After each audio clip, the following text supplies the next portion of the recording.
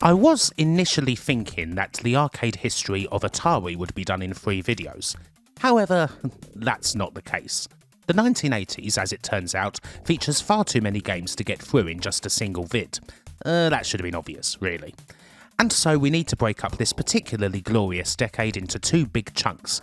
Happily, there's a pretty obvious point to break it up, that being the switch in 1984 where Atari Inc.'s coin-op division turned into Atari Games, following the breakup of the original company. There's nearly 50 games to go through in this part, both released and unreleased, and a lot of them are utterly legendary, with several of the greatest arcade games ever taking centre stage. So I think it's pretty fair to say that neither part's going to be left wanting by this move. Hell, even a few of the unreleased ones are glorious. And so, let's get on with it. Part 2 of our big Atari arcade retrospective takes us from the start of 1980 all the way through to the middle of 1984.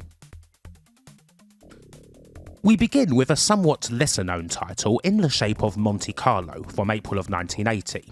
This is a top-down racer that plays in a somewhat similar fashion to the earlier likes of Superbug and Fire Truck that we saw in the previous video, only this time we're in colour.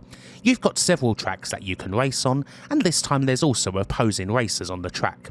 It's not a game that stands out by any stretch, but it is a totally acceptable one, and I believe that it's the first Atari arcade game that Norm Avalar worked on as designer and programmer.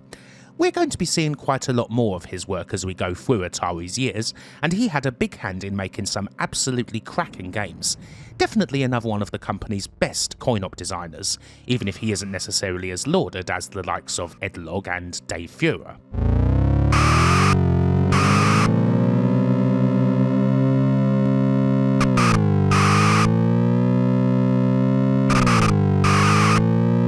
And well, speaking of Dave Führer, here we go. The second game in this video, and we are already climbing to the highest level. Indeed, for me it's the very top, as this is my favourite Atari game of them all.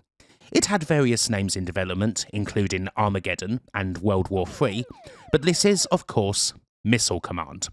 Originally an idea that actually came from Ray Kassar himself about the possibility of a game where missiles attacked the California coast, Missile Command was a game that started out quite complex in development, with various ideas thrown around for including radars, missile transports and submarines, before ultimately being pared down into a simple and yet utterly evocative battle for survival. The missiles fall, and you defend your 5 cities with 3 missile batteries.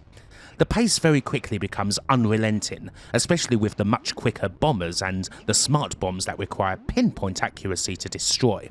It soon gets to a stage where, unless you're quite amazing at the game, you likely won't be able to prevent a nuke from slipping through and glassing one of your cities in an instant.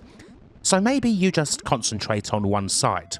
Maybe, in the end, you simply try to save one of these cities. Ultimately, you cannot save any of them. There's actually no game-ending kill screen here, so no matter how good you are, every single game of Missile Command will eventually end in defeat. It's a stark affair, one that, while it initially had its cities named after California's biggest ones, eventually had those names removed. After all, this could happen anywhere. Los Angeles, New York, Moscow, Sheffield. It's a game of its time, and a big part of that time was a fear of just what would happen if somebody pushed the button. It is curious to see how, in later versions of the game, and sequels and the like, Atari and others have often tried to soften the impact of Missile Command a little bit. Either it's got a little bit more colour to it, or usually the setting is changed to something more science fiction, with aliens attacking planetary outposts. It's almost as if the original, all these years later, is still too real, something that captures a very real anxiety, a vision of nuclear holocaust that was particularly strong in the early 1980s. As its creators have often said, working on Missile Command gave them nightmares. For months after creating the game, Dave Führer would often wake up in a cold sweat, troubled by visions of seeing the missiles coming down from the sky and watching the impact.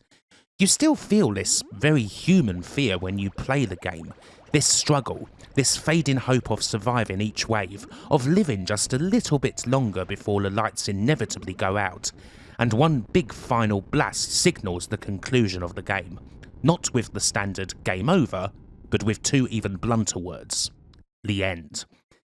Missile Command's message may have been frightening, but it still ended up being, quite rightly, a huge hit. Around 20,000 cabinets were made, and it'll always go down as one of Atari's greatest titles. For me, even more than that, it's one of the very greatest games ever. Definitely in my arcade top 10, and the best coin-op of the decade. There is nothing quite like Missile Command, neither then nor now.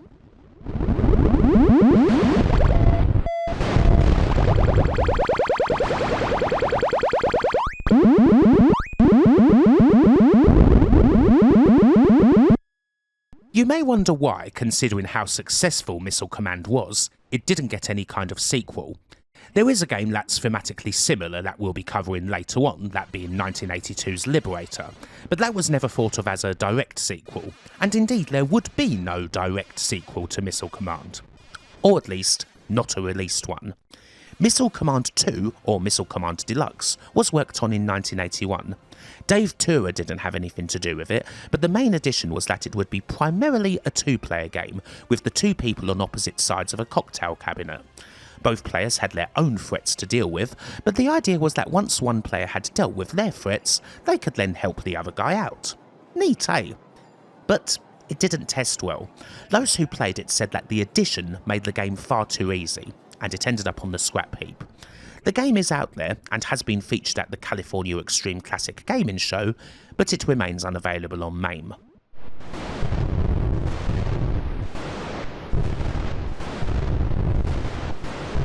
And the hits, well, they just keep on coming now.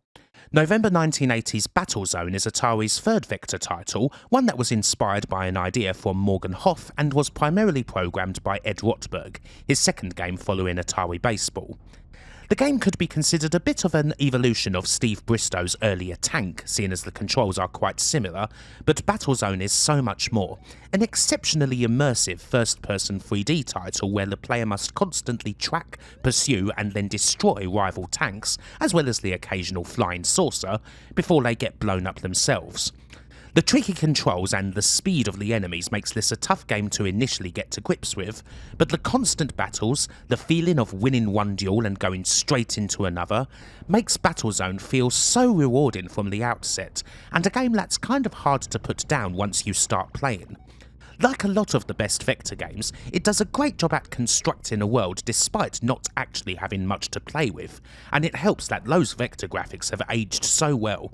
Little things like the active volcano in the background, an idea of Owen Rubin's that's exactly the sort of thing you can imagine some loudmouth in the arcade insisting that they've actually managed to get to, do so much for the game's atmosphere. And the cabinet is a definite all-timer, one where you get up close and peer through the viewfinder. Another big success as well, over 10,000 cabinets were made, and it was enough for the US Army to get kind of interested in what Atari did with the game. Mind you, the Bradley Trainer deserves a whole entry on its own, and we'll get to that in a little while. Another very special game, it must be said. While 1980 only saw Atari release 4 new arcade games, we covered Atari Soccer in the previous vid, 2 of them are first ballot Hall of Famers, and still games that are essential to play right now.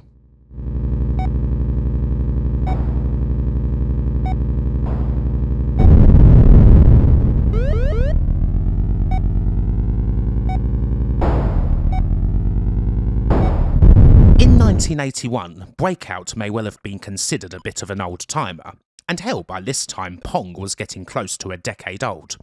However, we kick this year off with a game that gets more mileage out of both these classics, April 1981's Warlords. This game was designed by Roger Hector, and the original idea was known as Kings in the Corner.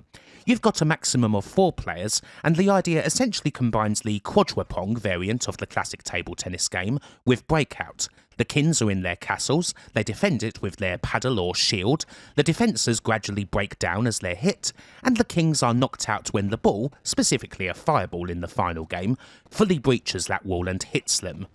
There's a few other mechanics at work, the ability to catch a fireball and throw it out at maximum velocity, and the addition of more fireballs to the field as the game goes on. There can be a maximum of 4 to contend with.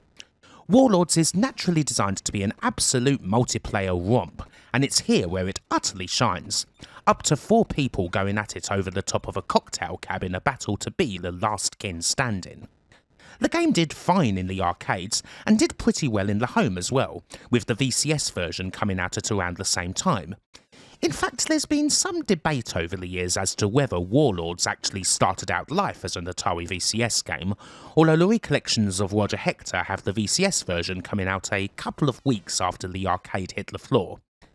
Also, I should note that while arcade overlays, something that we saw quite often in the 70s video, won't be appearing as much now we're in the 1980s, because they don't appear quite as much on the screen themselves. This is definitely a title that should be played with the overlay if you're firing it up in MAME. It's got a beautiful one, and it really makes a big difference. Either way, Warlords is thoroughly worth playing.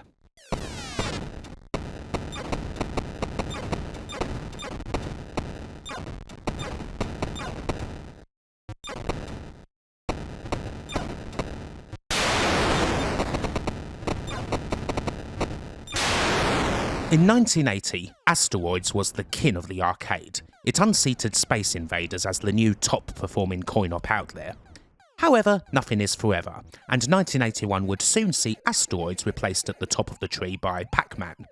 Still, Atari were keen to offer a new challenge to those who'd mastered the original, and so March 1981 sees the release of Asteroids Deluxe, a Dave Shepard-helmed sequel that's essentially a lot like the original, only considerably trickier.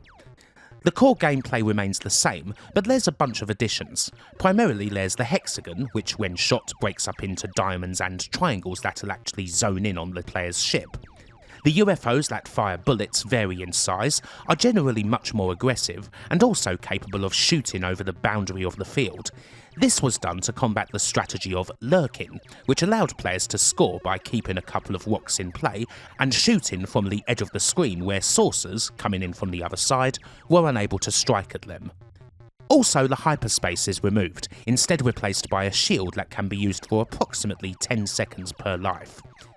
Generally, Asteroids Deluxe is a strong update that adds some neat features to an already great game without changing any of the things that really didn't need screwing around with, although it never achieved the original status. Indeed, it kinda struggled to replace it on the floor, and even though it is good, it is seen nowadays as a bit of a flop for Atari.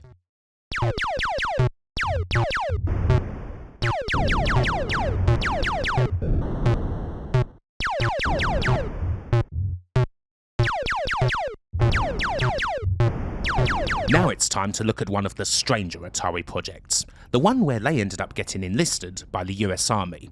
We covered Battlezone a couple of entries ago and mentioned how its success and tech got the Army quite intrigued by what Atari were doing, and this is the result of that, the Bradley Trainer. One day, a group of consultants from the Army approached Atari to see if Battlezone could be adapted and be made into a simulator for their new infantry fighting vehicle, with the idea being that they could use it to help train new recruits as opposed to expending money on vehicles for them to drive and rounds for them to use. Atari agreed to that, and the whole thing proceeded with not a lot of detail being known about it. From what I can gather, the odd whisper spread to magazines and the like about Atari working with the Army, although the project was featured on an ABC TV news report in August of 1981, and naturally a bunch of actual detail has come about it over the years. The game itself, such as it is, sees you take on the gunner's position in the infantry vehicle. You can rotate this position even if you cannot move the vehicle itself, you can choose from a whole range of weaponry and rounds to fire, and you can increase the magnification in order to zoom in on targets, which now also include helicopters alongside the regular tanks, some of which are also friendly, therefore don't shoot them. Also, the regular tank controls, the cabinet's dual sticks, have been taken out and replaced by a yoke. This is actually the most important part of the cab's design, seeing as the design of this yoke would later feature in games such as Star Wars. It is odd. The controls are certainly trickier to get to grips with, as you might expect from something that's supposed to be more simulation than arcade game, and if I'm honest, I couldn't figure out how to do much with most of the weapons beyond firing them up into the sky. Still, it is a very interesting part of Atari's history. It was certainly quite a controversial topic at Atari's HQ. There was a fair bit of disquiet about Atari working with the military, particularly from Battlezone's creator Ed Wartburg, who utterly hated working on the project. The last thing he wanted was to become any kind of government contractor, and while the whole Bradley Trainer business was done through a third party to prevent such a situation, he saw it as the start of a slippery slope, with his bone of contention, as detailed in an interview for the book Halcyon Days, being that a lot of the jobs out there for engineers like himself involved companies with military contracts, and part of his decision to go to a place like Atari was to avoid that kind of world, because he didn't agree with it and didn't want to be in it. In the end, he did it, and quite possibly with this fresh in mind, as well as general changes in the company that we'll cover in a bit, ended up leaving Atari later on in 1981 to help form Videa. And on Atari's side, there would be no other military projects in the same vein as the Bradley Trainer. There was the AGC Mobile Operations Simulator made for police forces a decade later, but that's kind of a different deal. The AGC was entirely Atari's own project that they made to sell to the cops, as opposed to something they were contracted to do. Indeed, the Bradley Trainer didn't really get off the ground. While there was an idea at one stage, nay, a conspiracy theory, as the brilliant arcade blogger puts it in his article about the Bradley Trainer, that hundreds of them were secretly made via a third party before being passed on to the army, in reality it appears that the army eventually passed on the project, and only a couple of prototypes were made. It is frankly a miracle that we have any kind of access to it. The only reason why we do is because, back in 2003 when Atari Games, by then known as Midway Games West, closed up, an arcade collector named Scott Evans decided to go there for some prospecting. And well, he struck gold. He literally found the Bradley Trainer prototype next to a dumpster. I mean, Christ, what a frickin' find! Anyway, the Bradley Trainer that can be played was dumped from the machine that Scott Evans found, so he's the one to thank for it being playable nowadays.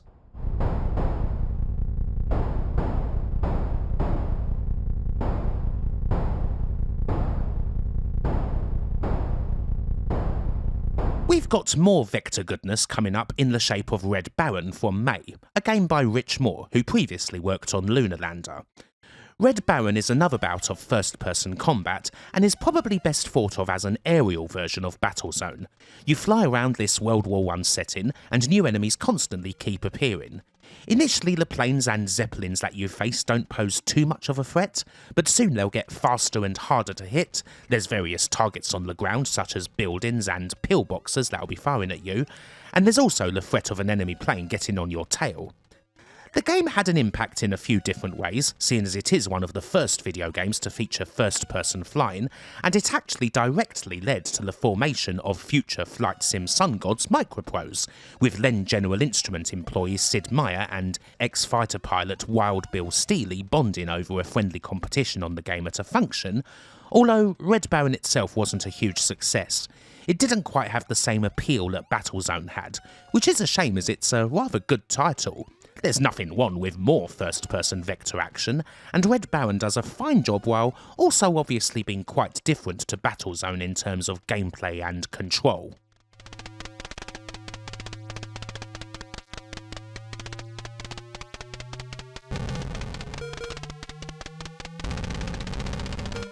Still, even if the odd game missed the mark commercially, these are still pretty successful times for Atari's coin-op division, and here to cement that point further is their second biggest selling coin-op. June 1981's Centipede was a monster, and its mark of around 46,000 cabinets is only beaten in the Atari canon by Asteroids. It's largely the work of two people. Ed Logg, the man who's already done Asteroids and Super Breakout, is already pretty well known by us at this point. But the other half of the equation is Donna Bailey, who joined Atari from General Motors in 1980 and was, at the time, the only woman working in Atari's coin-op division. Donna Bailey picked out the general idea for Centipede from Atari's big book that various people scribbled anonymous ideas in, enticed in particular by the description of a bug winding down the screen. From there, Bailey handled the game's programming, Logg designed and built up the initial idea into a proper game, and it all came together for another arcade classic, a particularly savage bout of gardening where you use a trackball to control your bug buster and zap a centipede that breaks up as you hit it as it winds its way through a field of mushrooms, while also avoiding other creepy crawlies such as spiders that dance around the bottom of the screen, fleas that leave extra mushrooms in their wake, or scorpions that create poison mushrooms that will send the centipedes to the bottom of the screen if they hit them. There's quite a lot of shooty action going on, but crucially Centipede felt somewhat different to the norm, in that it wasn't simply a game that was all about a ship using its lasers to blast a bunch of other ships. This helped Centipede attract a strong player base, one that had as many women as there were men. It was one of 3 particularly huge games at the time that had such a universal appeal, the other 2 being Pac-Man and Frogger, and that was a big part of its success. Indeed, Donna Bailey was primarily attracted to the initial idea of a bug winding down the screen that she saw in the book, because it was the only idea in there that didn't involve regular old space shooting action. It's not as if she didn't play and love such games, whether they were Space Invaders or Galaxian or Galago or whatever, but back in 1981 space shooters were prevalent to a point where a big chunk of arcade goers were becoming kind of weary of them, and a game like Centipede really stuck out by offering a totally different premise. You see this go even further later in 1981 when Donkey Kong arrives, and platforming really starts to wrench away the space shooter's long-held arcade crown. It's just such a cracking game too. Another thing that really helps it, and something that almost every newer version of the game tends to miss out on by overstressing the gardening theme and including some sort of grass field or whatever, is how much the game pops.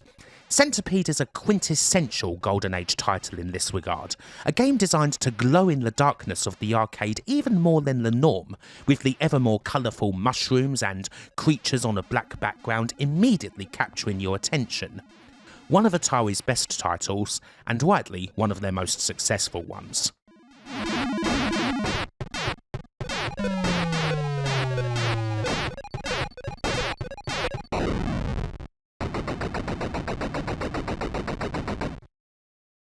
October's Tempest is our last officially released game of 1981, and it's another big hit. Over 25,000 cabinets sold, and another thoroughly acclaimed title, possibly the best loved Atari vector game that isn't Asteroids. It's also another first for the company, being that it's their first colour vector game, and it's another smash for Dave Feuer. It has something of an odd origin story. Originally, Feuer was working on a first-person game that was styled after Space Invaders, but it wasn't really working out. And then, he had a nightmare, one where creatures climbed up out of a mysterious hole. Something about Dave Feuer and nightmares seems to go together, it appears. If he's not getting nightmares from working on a game, he's using them to devise one. In any case, that vision was the inspiration for Tempest, and he designed and programmed the title basically solo. It's unquestionably his baby. Again, it is a game you're already likely to be familiar with, using a dial to spin the blaster around the rim of the tunnel, firing down at the enemies and trying to make sure they don't reach the top, using the super zapper when you need it, going down that tunnel and being careful to avoid the spikes. It's masterful arcade work, a game that has influenced many, not just Jeff Minter. Beyond the colour vector action, something that makes the game pop ridiculously, even if it did also make the cabinet somewhat unreliable due to the monitor getting so hot that it desoldered components, it also introduces a new feature often seen in Atari arcade games going forward, the skill step, which allows for continues and also allows players to start their game at a higher level, which is obviously a good option for a skilled player. Tempest is a title that's almost certain to be in the very highest reaches of any list of Atari's best coin-ops, or indeed a list of 80s coin-ops in general. While I would give the nod to Missile Command personally, quite a lot of people consider Tempest to be Dave Feuer's crowning achievement. It certainly isn't the last thing we'll be seeing from him, mind you.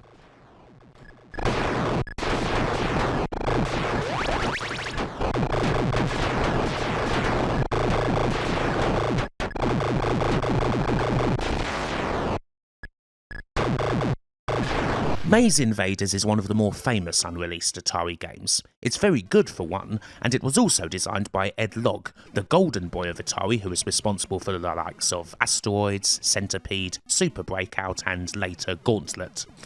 The game itself is something of a cross between Pac-Man and Berserk, running on Centipede's hardware, in which a fairly cute hero makes his way through mazes that always change, avoiding or shooting other enemies and trying to collect cherries and the like, but the option is usually there to go through a door and enter another room. Unlike Berserk, Maze Invaders won't call you a chicken for doing so. The game, as seen here, is damn near finished, but it didn't get through the location testing. Ed Logg, interviewed for Game Design Theory and Practice, thought that the amount of waiting you often had to do was a key weakness in the title, something that frustrated him but he couldn't overcome. Maze Invaders was eventually pulled, and only 2 machines are known to exist. One belongs to Logg himself, while another was bought by a Texan operator. Nowadays, Maze Invaders isn't just playable on MAME, it's also on the recent Atari 50th Anniversary collection.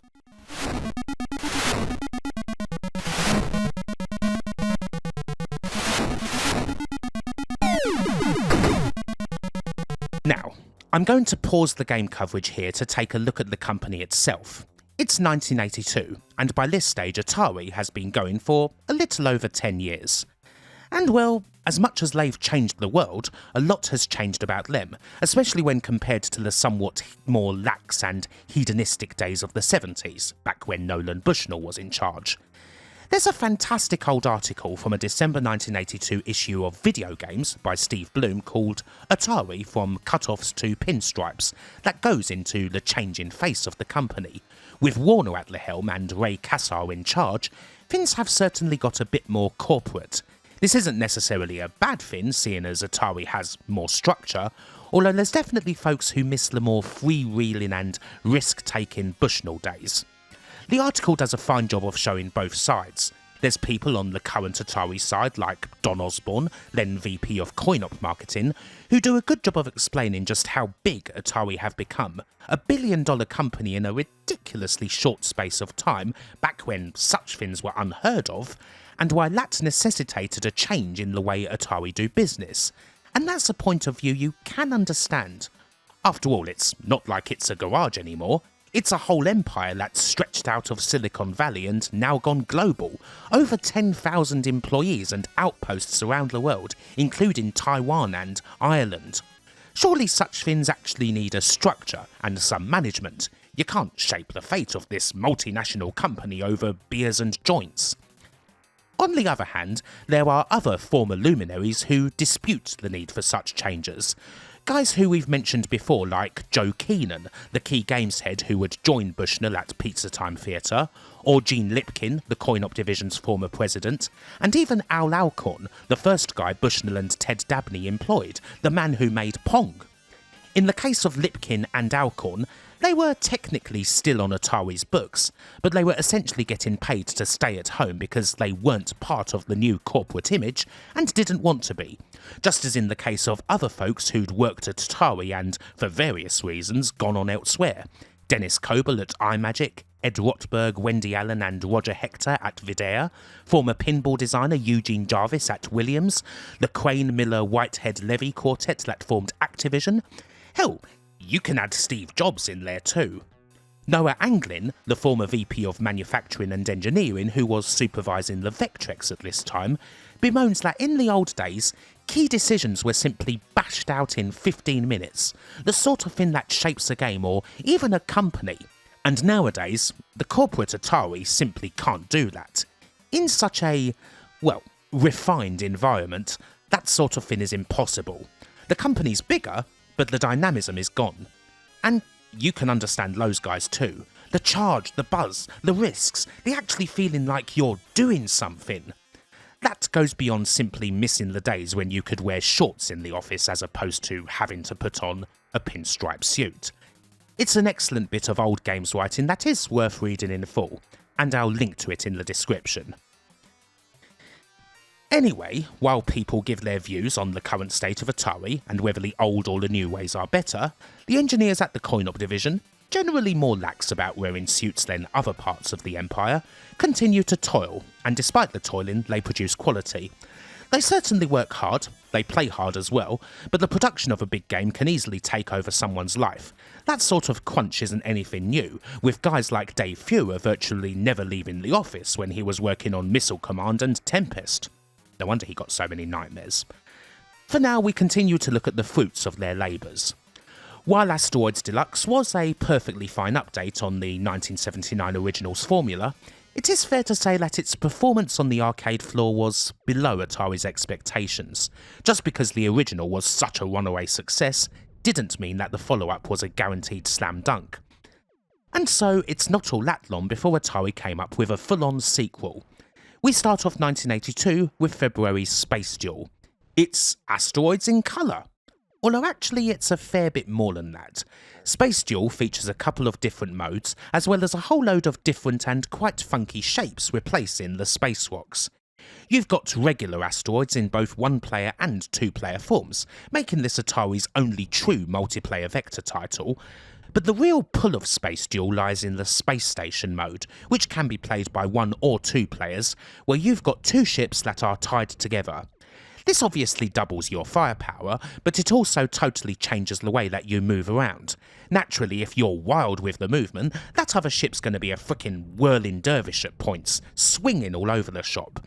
This may be handy at some points, but potentially bad in others, so you may want to be a bit more controlled. Of course, if either one of the ships gets hit, they both get blown up, so you want to be careful, and you want to use that shield whenever you need to. The Space Station mode is a lot of fun, the game looks great. What's not to love? It definitely freshens up Asteroids quite nicely, and it performed fine on the floor with over 10,000 cabinets produced. It quickly replaced Asteroids Deluxe and ended up performing a lot better. Still, this is the last time we'll see anything Asteroids related for a good few years. We won't see it again until the Atari Games era.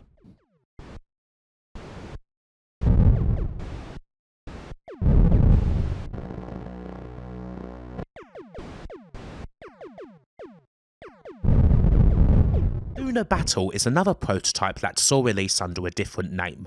One look at it and you can probably see that this is an earlier version of Mike Halley and Rich Adams' Gravitar from 1982. The name Lunar Battle is closer to the game's origins. In a 2006 interview with Dan Coogan, the holder of Gravitar's world record no less, Halley and Adams said that the original Lunar Battle idea was from a guy called Mike Jan, and it was found in the big old idea submissions binder that the Coin-Op division used.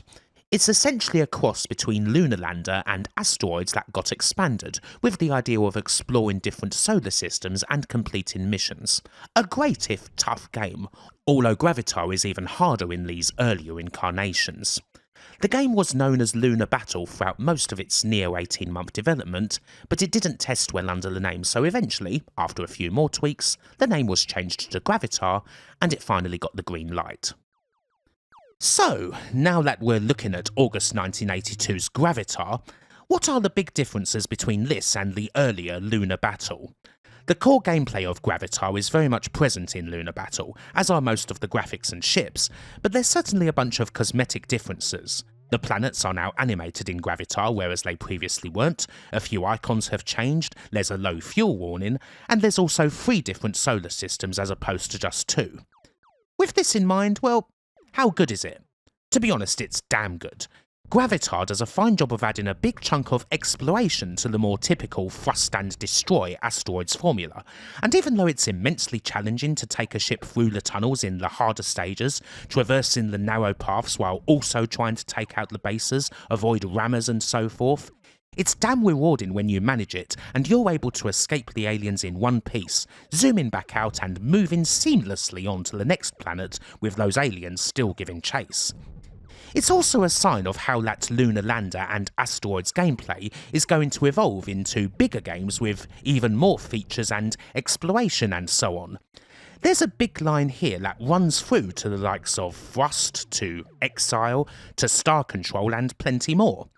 It is perhaps a more important game than it often gets given credit for. Gravitar was a pretty modest performer with a little over 5,000 units produced, but it's one of the most complex arcade games that Atari have produced to date, and it still utterly warrants a look.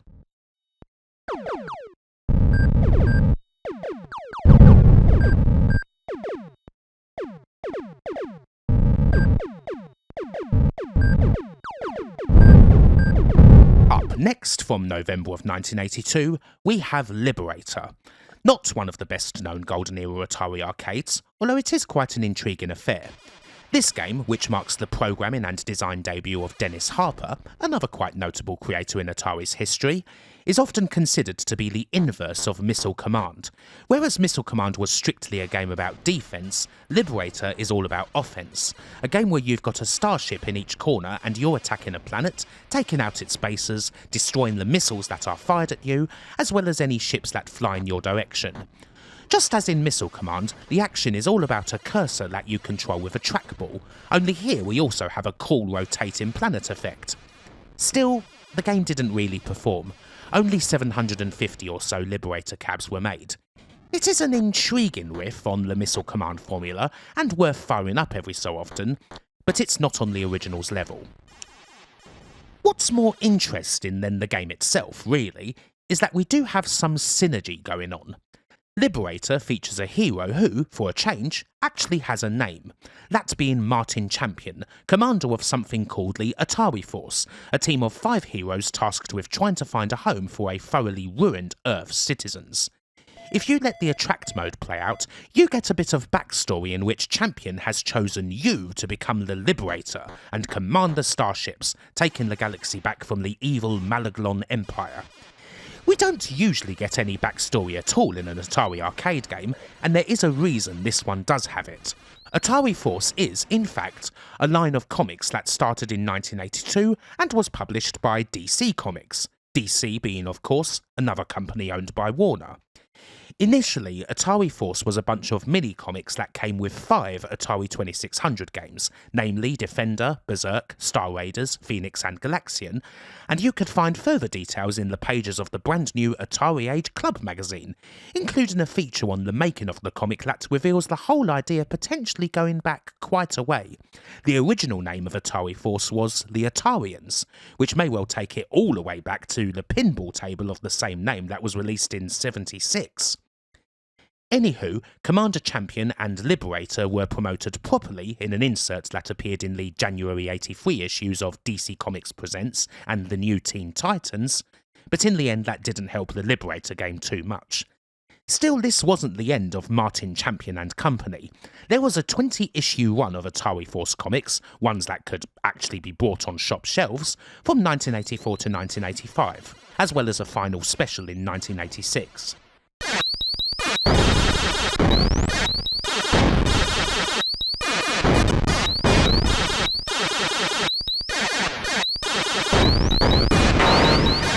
We come next to another sequel to a highly successful game. This time it's Millipede from November '82. Ed Logg's helming this sequel, and while in many ways it is another deluxe sort of affair, indeed it was initially named Centipede Deluxe during development, we have a lot of cool additions here, whilst the gameplay that made the original so great remains undisturbed. You now play as an archer who fires arrows up the field. You've still got the multi-segmented insect winding its way down, as well as the spider, scorpion and flea, but now there's also new bugs kicking around, such as the bee and dragonfly that drop mushrooms, or the beetle that turns mushrooms into flowers, which can only be destroyed by another new addition, DDT bombs that are dotted around the field.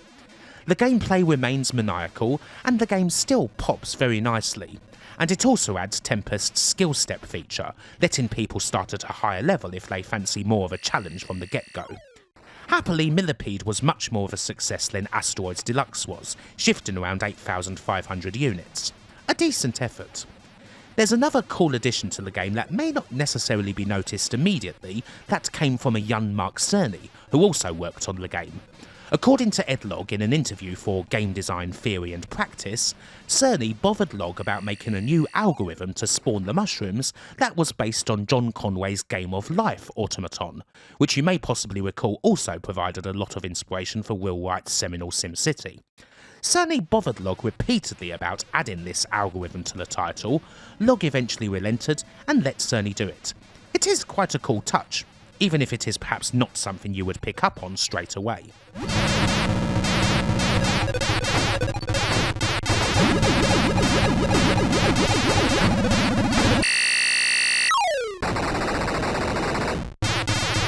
Our last released game of 1982, Quantum, requires a bit of a backstory before we get into it, seeing as it's not by anyone we've seen before.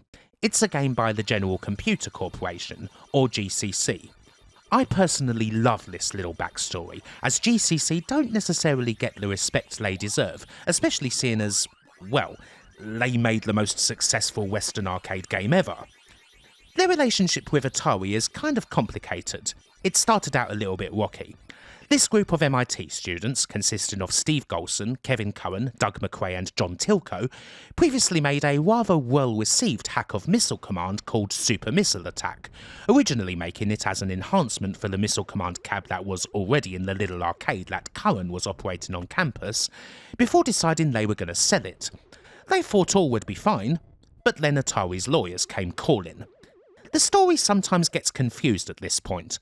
I have heard people, including those who claim to know all there is about Atari, say that naturally the big billion-dollar companies stopped these poor GCC students in their tracks, which couldn't be further from the truth. The actual court battle proved to be altogether much shakier for Atari, and a big chunk of that was due to the lawyer the MIT students managed to get to take the case. Frickin' Gerald Hosier, an absolute hotshot IP lawyer who would later go on to be the highest paid lawyer in the whole of the United States, according to Forbes, and a man who quite simply at the time did not lose cases like this. Hell, he took the case for them pretty much just for the sport of taking on Atari and using that to help make his name. The news that the MIT students had managed to acquire the services of Hosier was quite shocking for Atari, and suddenly their case didn't look quite so clear-cut. GCC and Hosier are running rings around them in the courtroom. It's quite clear that at the very least this is going to be a long and thoroughly messy battle, one which Atari are far from guaranteed of winning, and after a couple of months, they decide to settle with GCC out of court. The settlement in question being that, hey, you guys are pretty good. Why don't you work with us? And that was absolutely enough for the students. Hell, it was basically what they wanted. And so, once GCC had finished up creating Ms. Pac-Man for Midway, that's what they ended up doing. It's a brilliant story, one that I highly recommend seeking out a retelling of. Steve Golson does a good job of it, and I have had the pleasure of talking to him about GCC's history and how they ended up squashing this beef with Atari. GCC did a bunch of cool things with Atari, including the 7800, which would have had significantly more impact if it had been released in 1984 when it was initially supposed to, rather than 1986. They also did a couple of neat arcade games. Quantum is the first of them, and indeed it's another first in general. The game, made by Betty Ryan, is the first arcade game to use that most legendary of processors, the Motorola 68000, making it a 16-bit title. Now, whether it's the first 16-bit arcade game ever is up for debate, seeing as Universal's Getaway from 1979 claimed 16 bits in its marketing a couple years earlier due to using the Texas Instruments TMS 9900, but certainly one of the earliest ones alongside Namco's actually kind of similar Libble Rabble from 1983. Anyway, Quantum is a very cool colour vector game that's got a quantum physics theme, naturally, and has a bit of influence from Taito's Kicks in its mechanics. You use a trackball to draw around the particles that move about. You can draw around them multiple times to get more points, but you need to watch that you don't collide into any particles, as that's what loses you lives. As is so often the case with games like this, it's lovely looking and always will be, and while it only ever had a limited run of around 500 cabinets, it's a very cool and somewhat important title. There's two other neat features worth mentioning. You are actually able to briefly play the game and capture a particle during the attract mode, which functions as a tutorial, and if you set the high score, you're able to use the trackball to actually sign your name, as opposed to simply entering initials. That's really lovely, and it is a shame more games didn't allow for that, even if, obviously, that would be kind of a pain on most control setups.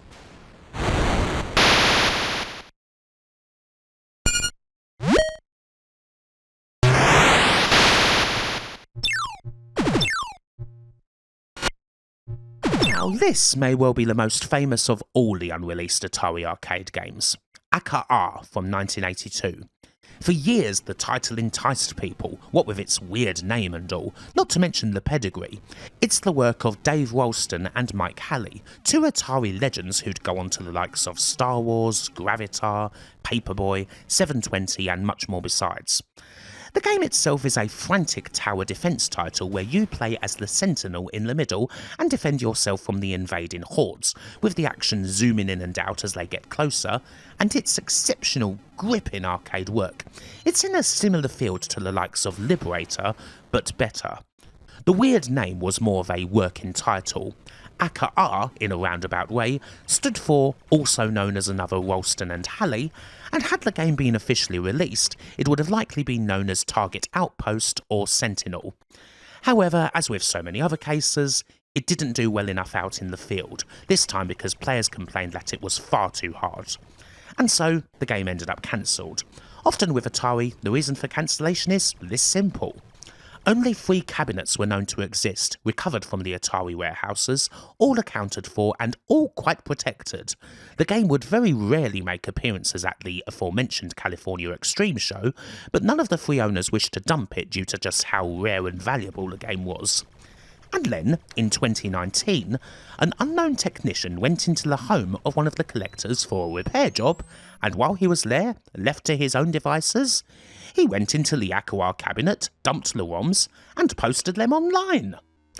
That was the rather fanciful spy drama tinged story that went around anyway.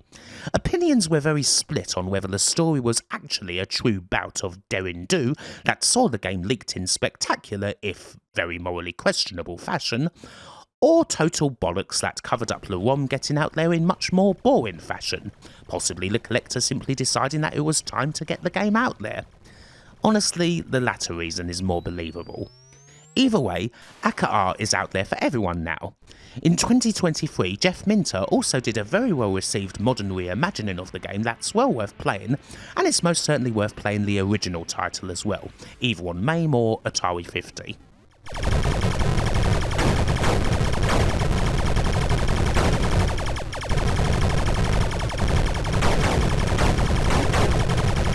What on earth is Harescare?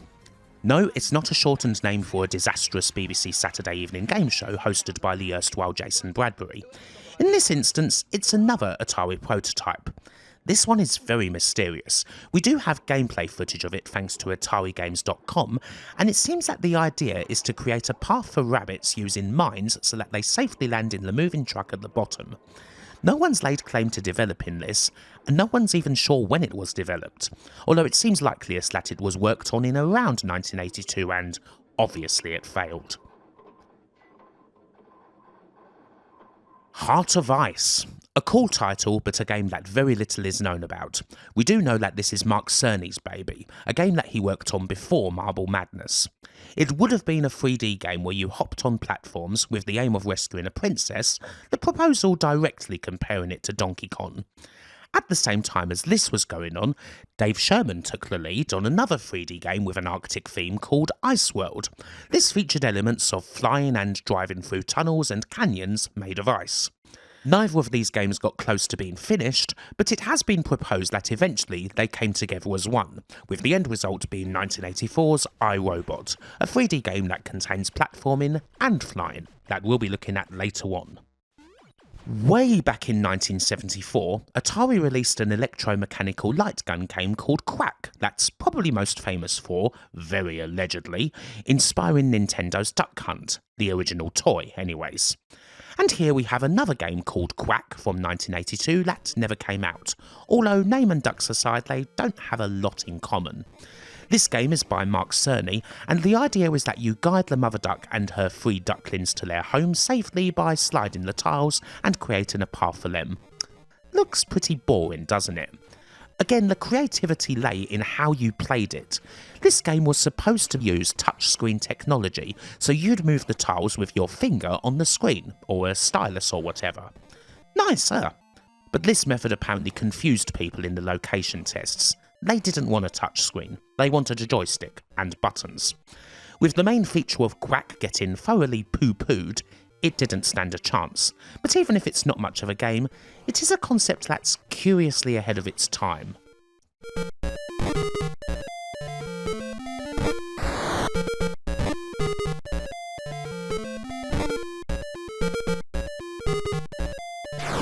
Runaway is another puzzle sort of game that we can play, although very little at all is known about it. This is actually a train-based game. You control a train that can either go forward or reverse on the rails, and you have to collect the mailbags that are hanging on the side, obviously avoiding other trains or obstacles as you do. You also have to switch the tracks in order to get to all the bags. It's certainly an extremely early entry into the train genre that could have come out in the same year as Sega's Super Locomotive, although admittedly that game is an awful lot better. The trouble with Runaway simply is that there isn't exactly a lot of action. There's a bit too much waiting around, especially for a Golden Age game, and I can kind of see why it ended up on the scrap heap. The focus group reports bear that out. The game was far too easy and, well, the graphics clearly need a lot of work because it is so damn bare. As far as I can tell, the game's been playable on MAME for a long time.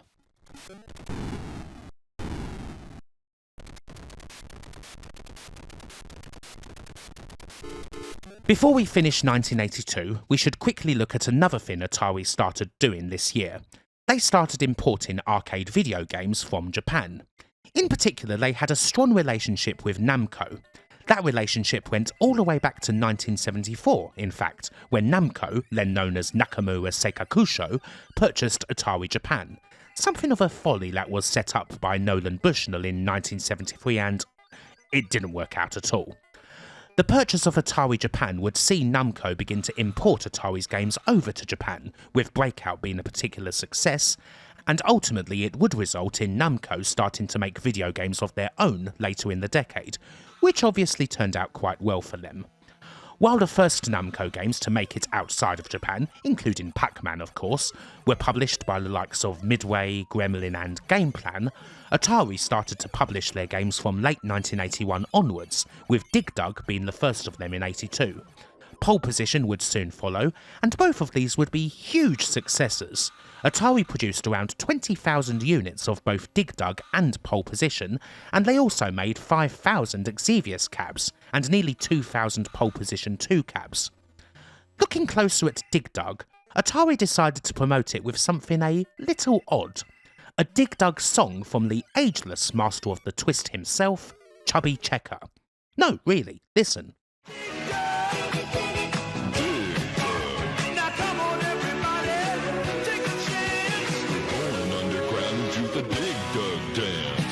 This tune was supposed to be used in a commercial, but was ditched for whatever reason. An alternative version was eventually used with vocals from someone else. Nobody even knew about the Chubby Checker version until the audio from an old tape was posted a few years back by Matt Osborne, the son of Don Osborne. Namco weren't the only company Atari imported games from, of course. Sun Electronics' Kangaroo, which you may have seen in the 1982 Hidden Treasures video, proved to be a decent little hit with nearly 10,000 copies, while 1983's Arabian was more modest. There's a couple of others too. Konami's Time Pilot, Kaniko's Fast Freddy, and Tatsumi's TX1 all came out under the banner of Atari in the States, and obviously there's going to be a whole bunch more when we get to the Atari Games era. They also did take a little slice of the runaway success that was 1983's Dragon's Lair. In Europe, the game was licensed out to Atari Ireland, who made cabs for the game that differ in some minor ways from the Cinematronics original, as well as being modified for the PAL standard. And so we enter 1983, the time when things start to go a little bit pear-shaped. We'll get to that in due course, but for now we start with Black Widow, another colour vector game, this time designed and programmed by Bruce Merritt. This is a dual-stick shooter, one that perhaps isn't quite as frantic as Williams' Robotron 2084, but still has a fair bit of merit about it, if you'll pardon the pun. After selecting your starting level, you play as a spider and you have to clear your web of various bugs, picking up the money or grub stakes that they leave behind. Naturally, there's a few bugs to deal with, from the more basic mosquitoes to invincible spoilers, egg-laying hornets, grenade bugs that explode, or thunderbugs that home in on our arachnid hero. The shape of the web never changes, but the strands do. They change colour, signifying that either they can be used by the Black Widow or by the bugs. This isn't a particularly famous game, and it was mainly sold as a conversion kit, primarily replacing the likes of Gravitar and Space Duel. It's quite a good one though. It's definitely a title that would pique the interests of dual stick fans.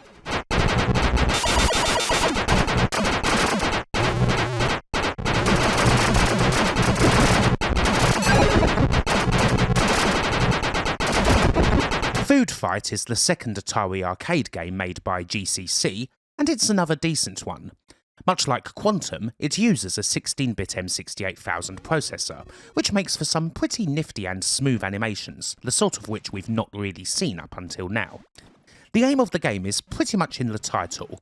The goal of each stage is to play as this kid named Charlie Chuck and reach an ice cream, but all the while there's a big old food fight going on with chefs who pick up various meats, fruits, veggies and the like from piles and throw them every which way.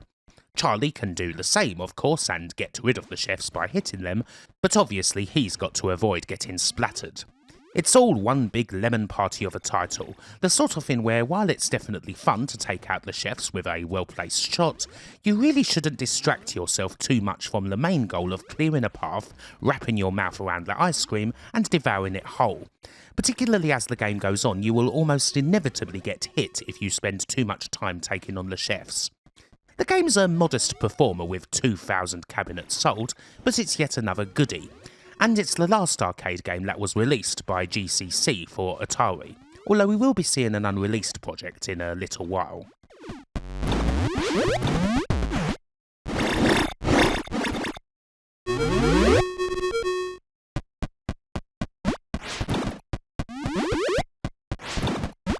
So, we are now in May 1983, and we've reached a somewhat familiar time, the prelude to the North American video game crash. For Atari and their parent company Warner, the rot had already started. It was December 8, 1982 when Warner made it public that Atari's sales earnings for the current quarter would be a lot lower than what Wall Street expected. Wall Street expected Atari's sales to increase by 50% that quarter, but when it was revealed that the increase would only be by 10 to 15%, well, even if it's not a loss, it causes panic. The growth has stalled, stock prices fall, and this announcement has a knock-on effect for the entire industry. There's a great article by Scott Stilfen on Atari Compendium all about the onset of the crash, which I will link to. One amusing thing I note from an old Vidiot magazine is that the day before Atari's bombshell announcement, the New York Times ran an article about the strength of the games industry titled "The Video Games Explosion." I mean, they were right in a sense. By the time we get to May, there's really quite serious problems. Another quite damning thing was that a few of the biggest wigs at Atari, including CEO Ray Kassar, had rather curiously sold tons of their personal shares in Atari literally minutes before that December 8th announcement. The Security and Exchange Commission would ultimately charge Kassar and Chief of Staff Dennis Groff with insider trading over this, and while Kassar and Groff ultimately settled, this led to the resignation of Kassar as CEO. He'd be replaced by former Philip Morris executive James J. Morgan.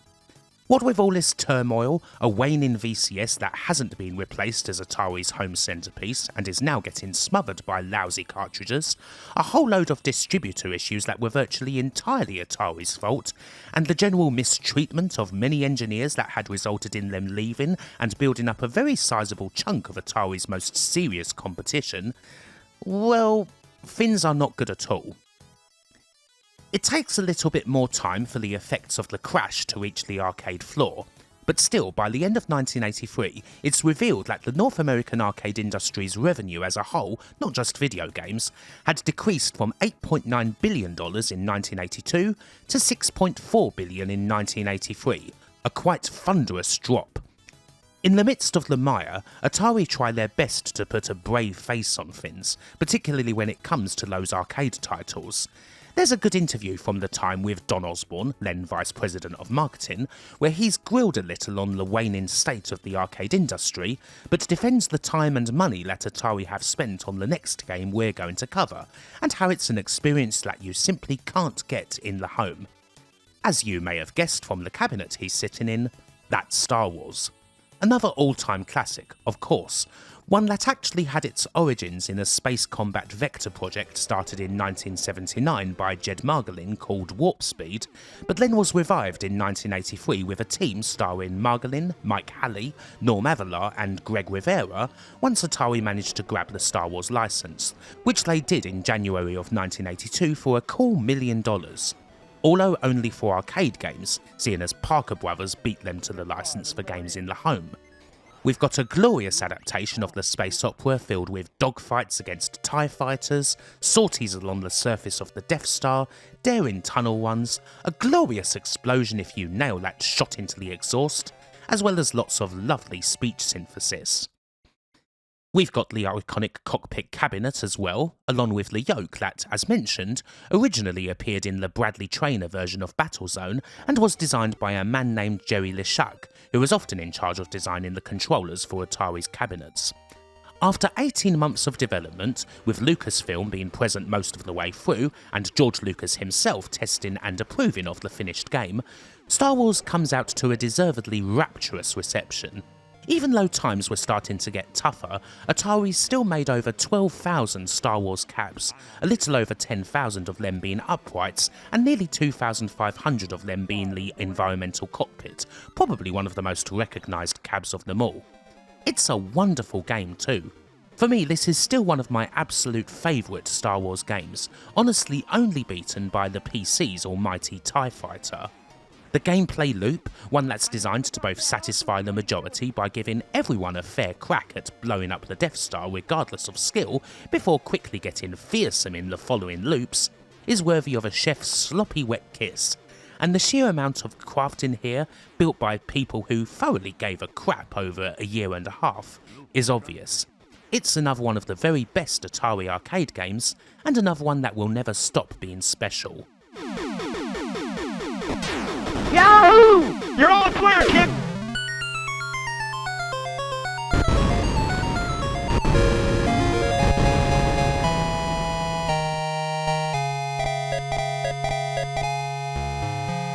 And as has often been the case, we go from one Atari favourite straight to another.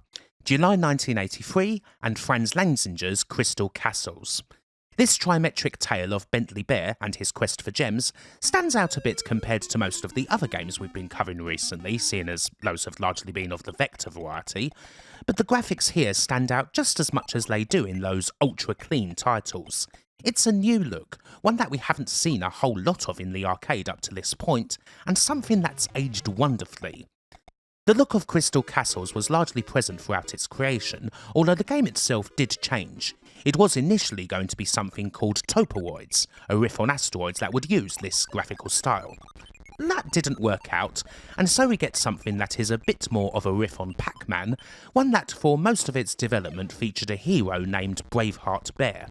However, when the game went on location testing, American Indians found that name to be offensive, and so it was changed to Bentley Bear. The game's a looker, but it plays great too, moving around with the trackball, avoiding and jumping over the evil witch Bertilda and her various minions, occasionally picking up the hat and doing damage, racing to get the last gem before the enemies do. A wonderful game indeed. It also features a fantastic Easter egg.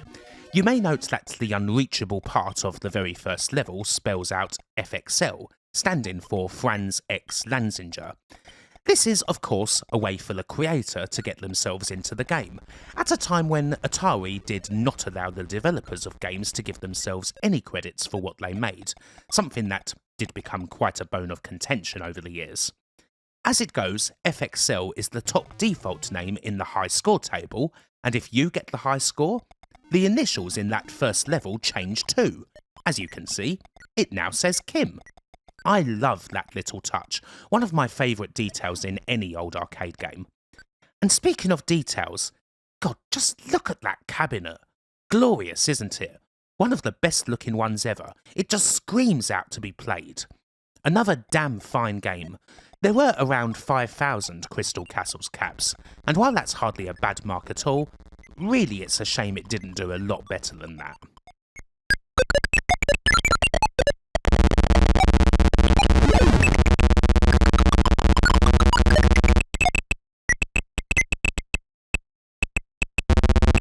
for One here is another simple story for a title that you may know.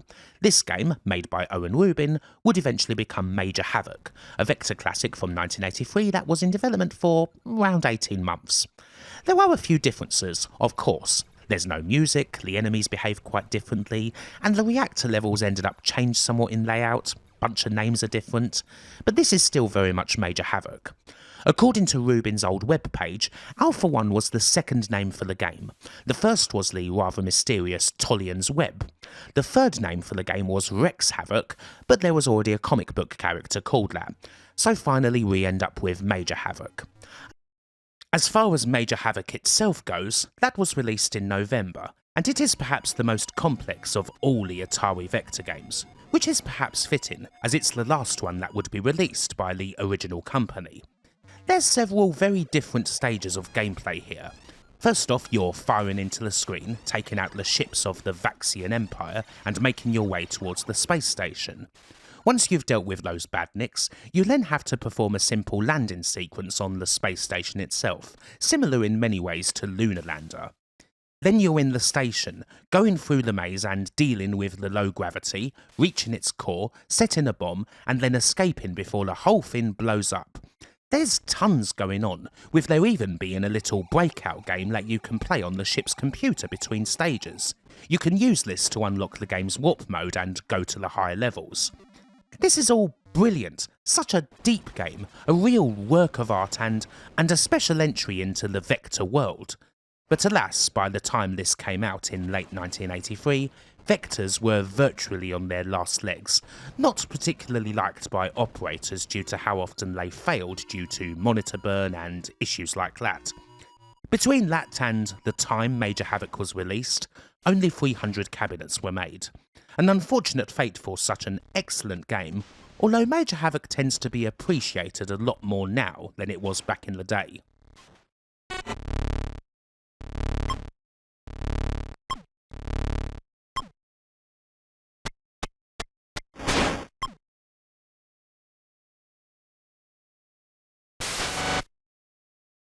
Here we have Agent X from 1983, which is another game that may well look familiar.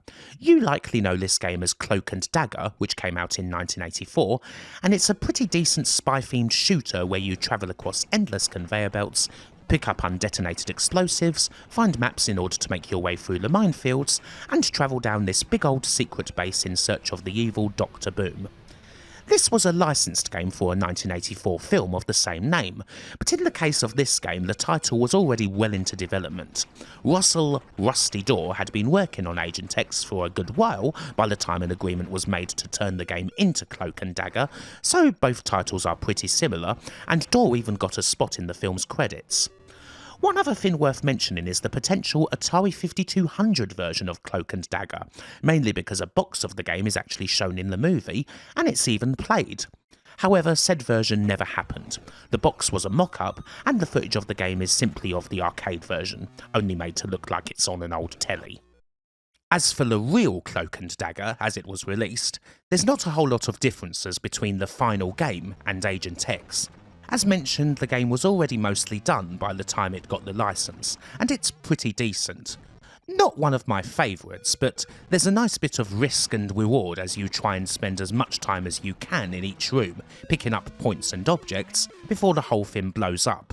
In many ways, it's like a more complex food fight. Also, the game was only sold as a conversion kit.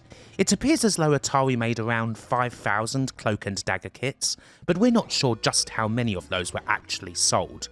The records get a little shaky by the time this game came out in February of 1984, seeing as we are only a couple of months away from the big Atari breakup.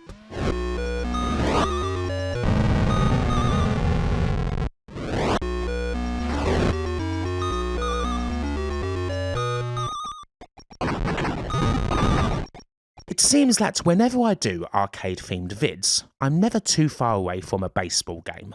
This particular example is Barroom Baseball from 1984, and you may well think it looks pretty damn ugly for an arcade game of that vintage. Now there is a reason for that. This is exactly the same game as Real Sports Baseball for the Atari 5200, just with a change of name and a time limit on your credit. But why? Well, it does actually make sense. Atari had an idea to try and break into the bar-top cabinet market. In other words, a small cab that would sit atop a bar, and the cab's guts was basically a 5200. Hence the name being switched to Barroom Baseball.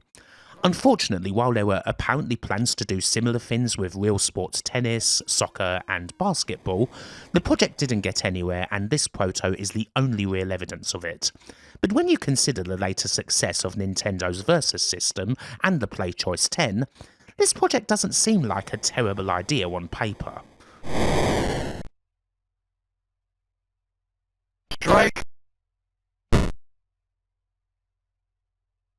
Strike 2. Cloud 9 is an odd little game. Your enemy in this title is actually the weather, and you have to shoot clouds before their raindrops break through to your chamber and flood you. It's an okay game, but nothing hugely special. This one was originally worked on by Donna Bailey when it was called Weather War. Bailey is most famous for the all-time classic Centipede, and you can see a few little similarities between the games here in how you control your little creature and the other enemies that come flying in. Although there would have been another feature in this form in which you could use a plug to take down the level of the water, presumably a limited amount of times. Bailey left Atari in September of 1982 before the project was completed, and it was then taken over by Paul Resch, but it apparently only spent one weekend out on location testing under the name of Cloud 9 before getting ditched.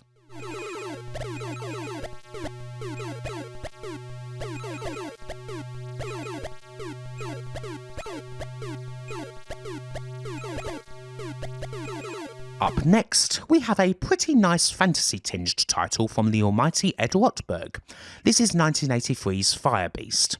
There's two different stages to each level.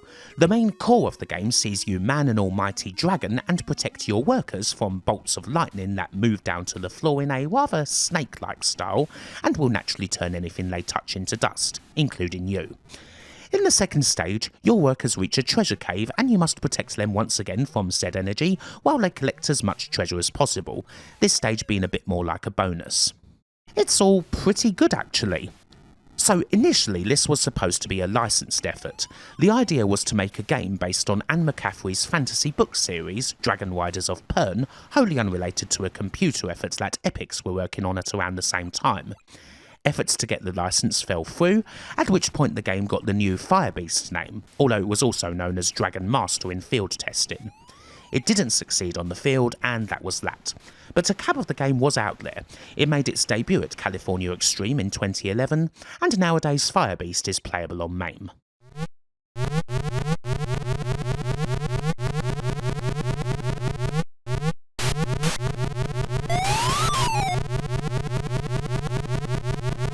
Here's a curious one that unfortunately we don't have any screenshots of. There was at one point work on a Garfield arcade game that could have been called Garfield's Quest. Here we have the Atari 2600 Garfield game acting in its place. A design document is out there for this one. It seems like this would have been an arcade adventure of sorts, with the ultimate aim being to rescue Pookie, Garfield's teddy bear. There'd have been a couple of types of gameplay revolving around exploration, continuous action, and Q response, Dragon's Lair type stuff, and there'd be hunting for clues and all that sort of thing. Interestingly, this would have been a medium resolution game, likely meaning it would have been on the System 2 board. No System 2 games were released until the Atari Games era, although the hardware was obviously worked on before the Switch. From the looks of things, it doesn't appear that Garfield got to a stage where it could have been tested or anything like that, and we don't know exactly why it ended up shelved. I should note that even the Atari 2600 Garfield game that we're seeing here is also an unreleased title, although it can be played. Perhaps more importantly, since this was originally covered in the first unreleased Atari game vid, there's been quite a bit of movement on Garfield. A compiled ROM was released onto the Arcade Museum forum in November of 2025. The ROM, released by a man named Dutchman2000, was actually not dumped using a PCB. Instead, it's from source code that still existed on a backup tape that would have been used in Atari's VAX-11 computer systems. As far as we know, a PCB for the game never actually existed. This is fabulous preservation, and while there's nothing here that's playable as of yet, and that may be a while away, if it's even possible at all, a few bits of art from the game have been ripped and shown. The colour palette is incorrect, but it's a little taster of a title that was thought to be completely lost. Tomcat, our final game of 1983, is more like a tech demo, but it is kind of notable for being the last vector game that Atari ever worked on. What we have here is a vector flight sim where you either control a Cessna aeroplane or an F-14 helicopter, and you can either do training or undertake a combat mission, although there's not that much combat to speak of in this proto, which is presumably from pretty early on in the project's development. Jed Margolin, previously of the team behind the almighty Star Wars, was the head on this. On his website he speaks of Tomcat as a research project that could have ideally led into a flight sim game, but initially he didn't get too far into it before he was pulled into working on the Laserdisc game Firefox.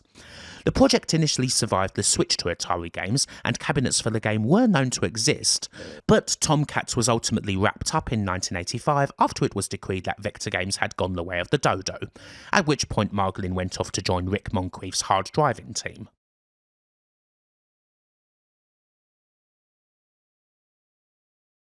Well, we're now in 1984, and everything is terrible.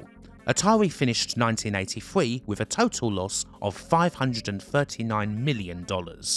Warner's stock price has tumbled. Layoffs happen all over the shop, various factories and projects around the world are being shut down, a whole bunch of unsold inventory gets buried in a landfill, and so on. This second part is going to end once we get to the split, which we'll be covering at the start of part 3, seeing as this video's pretty damn long already. And so we only have 2 actually released titles from the original Atari to look at, before we get to a bunch of unreleased ones. The first one is Atari's attempt to cash in on the short-lived Laserdisc boom, and indeed the only one of several Laserdisc projects to make it out onto the floor. However, it arrived too late to be any kind of success. This is Firefox, released in January with a team that, at the end, largely consisted of the Star Wars folks, people like Mike Halley and Jed Margolin. They were mostly brought on in the middle of development to try and save a project that was in freefall. The game itself has a license from the 1982 Clint Eastwood movie, and there's even a press event from March of '84 where the man himself promoted the game, but in the end the game itself is a rather average Laserdisc rail shooter, one where you can choose to either go right up in the skies and save your fuel, or fly closer to the ground where you've got better radar protection. It's quite middling, not a patch on say Gottlieb's Mach 3, which beat Firefox to the punch by several months and performed a great deal better as a result. A little over 1,500 very expensive cabs were produced of the game, which wasn't exactly enough to cover the expense of making it. As we will see in a bit, Atari went absolutely all in on the Laserdisc, but they couldn't get this out in enough time to get anything out of the boom. There is one rather poignant message in Firefox that should be mentioned, a dedication in the attract mode that reads, "For Don Osborne, you helped pilot the course of an industry. Forever your success will soar as part of its spirit." Don Osborne, Atari's Vice President of Marketing, and someone who was thoroughly resolute and passionate about Atari right to the end, passed away suddenly on December 31st, 1983 due to a heart attack. He was only 41 years old. That message stands as a fine tribute to him. See what this thing can do. Polar packs in sight now. They've got me locked on. Homing device just activated. And so, this is the last arcade game that the original Atari released, and they finish with another landmark. June 1984's iRobot is the first video game that's made entirely out of polygons, taking a step ahead of Simutrek's Cube Quest from the previous year, a game that used polygons with a Laserdisc for backgrounds.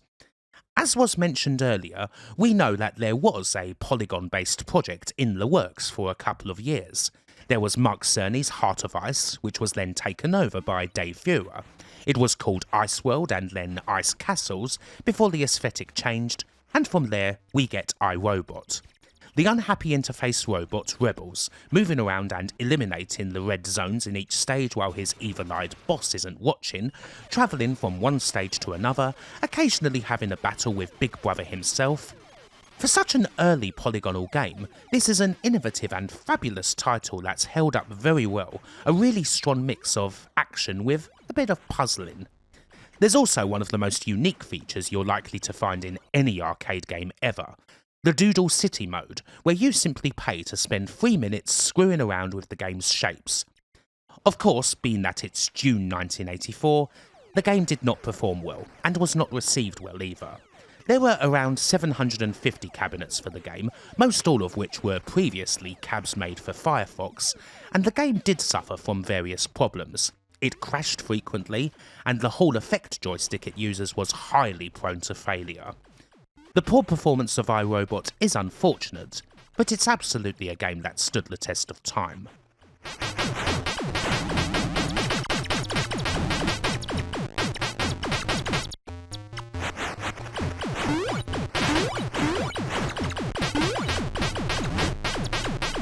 We've still got a bunch more doomed projects to look at before we wrap up this part. In the main, a whole lot of unreleased Laserdisc titles. One of these unreleased ideas was a game based on Battlestar Galactica, which would have been a conversion kit for Firefox machines. It could have come out in the summer of 1984, but the original Atari was gone by then. Some footage exists at least. AtariGames.com has a trailer kicking around, and there is a demo Laserdisc somewhere featuring some simple and jerky footage, but who knows how far this project actually got. Probably not to the point where there's anything playable. According to Owen Rubin, there was also a preliminary test for a game based on Knight Rider, but that didn't get far at all. Not to the point where any Laserdisc was made, at any rate.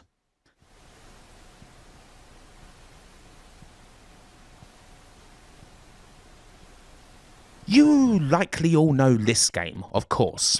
This is E.T., the game that makes mortals tremble because it's the worst one ever made or something, although it isn't even close to being that, and it really didn't deserve a burial in a desert. Anyway, infamous Atari 2600 game aside, work was done on an E.T. arcade game back in 1984. We don't have any screenshots of it unfortunately, but apparently it would have been an isometric platformer of sorts, designed by Robin Ziegler, and it used the same Lyle Raines designed Pixie anti-aliasing hardware that was found in Return of the Jedi. This game unfortunately didn't happen, getting canned alongside the E.T. pinball table that Atari were also making, although it does appear that the E.T. design then turned into a game based on Gremlins, worked on by Franz Lanzinger. And guess what? That got cancelled too. Although there is a bit of footage of that one thanks to AtariGames.com, and we can see that this is still an isometric game. This takes us slightly into the Atari Games era. One other little curiosity I would mention is the rather unloved PS1 game, E.T. Interplanetary Mission from 2001. Now, while as far as I can tell there is no link at all between this and the earlier Atari projects, I do find it amusing that we did eventually get an isometric E.T. game, so many years later. Here we have another Laserdisc game, one that actually seems a little more complex than the usual. Golf Trainer. The idea here, as described by Owen Rubin, is a bit ahead of its time.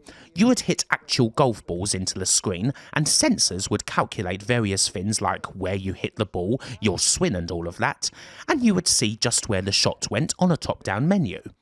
Also, a whole load of footage of golfing instructors giving the player tips was shot at Los Gatos Golf Course for the title, which we're seeing here thanks to Scott Stilfon's YouTube channel.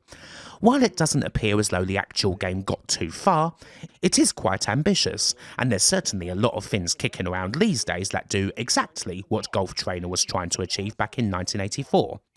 It seems as though in an ideal world, playing Golf Trainer would have potentially helped you get better at the real thing. Although, of course, it wasn't to be. Conjunction with each other. If the path is straight, but the face is open, It puts a glancing glow. Malibu Grand Prix is a game where there were two separate attempts at making something. The idea here, according to Jed Margolin, was to make something based on the Malibu Grand Prix go-karting centres that were owned by Warner Communications, and initially it was a first-person vector game. It went fine at first, but the project went pear-shaped when sprint-esque driving controls were added to it. The controls didn't work at all in first person, and the game was cancelled. Later on, an attempt was made to make a Laserdisc game based around Malibu Grand Prix. A cabinet was actually designed for this, available on the Arcade Bloggers website, and there are about 20 minutes of footage out there made for the game, shot at a centre in Redwood City. There's even some little behind-the-scenes tidbits included. As was often the case, the short-lived nature of the Laserdisc boom, and the unreliability of the format, spelt the end for this project.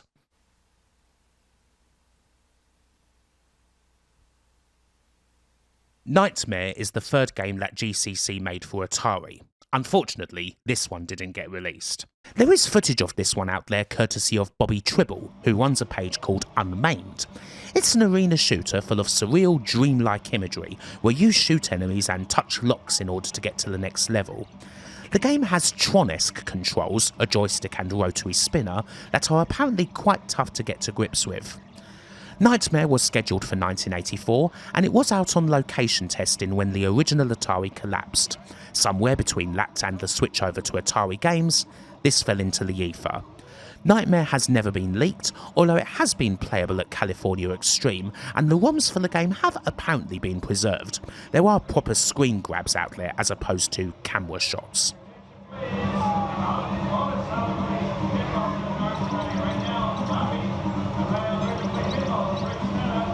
Next up is another Laserdisc game, and one that I actually missed back when I did the first unreleased Atari games vid, Playland, or Jester's Playland. A lot of the detail for this comes from an Ars Technica article by Matt Paprocki from 2021, in which the game's designer, a special effects guru named Richard Taylor, explained how it would have worked. It's a rail shooter that's set in a funfair. Said funfair is, in fact, an absolutely stunning miniaturised set, a smoke-filled affair that apparently cost a not insignificant amount of money to make. There'd be a roller coaster, a funhouse, a ghost house and so on, while the enemies themselves would have been spectres that were superimposed onto the video. It sounds a fair bit like Midway's Carnival, only 14 years earlier. The project looks fantastic from what little we can see of it, and while all of the footage was shot for the game over a 10 to 12 week period, the original Atari broke up before a game could be made out of it, and Playland was cancelled. Finally, we have a game that'll take us into the world of full 3D, the one that Atari only managed to fully reach originally anyway, with iRobot. It's another licensed affair, and it's The Last Starfighter. This always seemed like the biggest no-brainer of them all, really. The whole premise of the film's based around a flight combat game in an arcade cabinet, and there's even the promise of an arcade game in the movie's end credits. But the game didn't happen.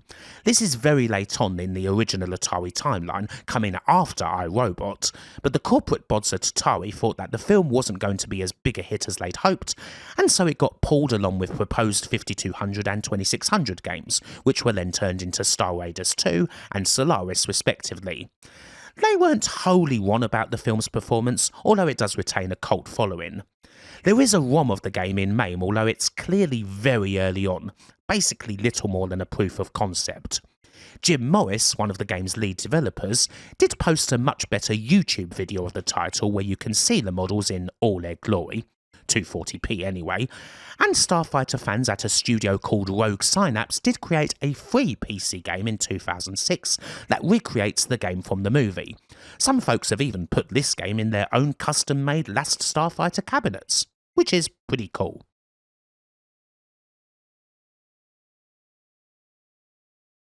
Well, that about takes us to the breakup of the original Atari. It's at about this point when we should go a little bit into that and see how Atari Inc.'s coin-op division became Atari Games. But, well, this video's already over 90 minutes long, so this point feels like a good time to down tools and go on smoko. When we get to part 3, we'll cover Atari Games and the rest of the 1980s. While there's been a hell of a lot of classic titles in this part, we've got plenty more to cover in the years to come. But hopefully you've got a lot out of this big old Atari story so far. Hopefully you've enjoyed this video, and until the next time, bye for now. Now come on everybody, take a chance. We're going underground to the Dig Dug Dance. Dig a maze down deep in the ground.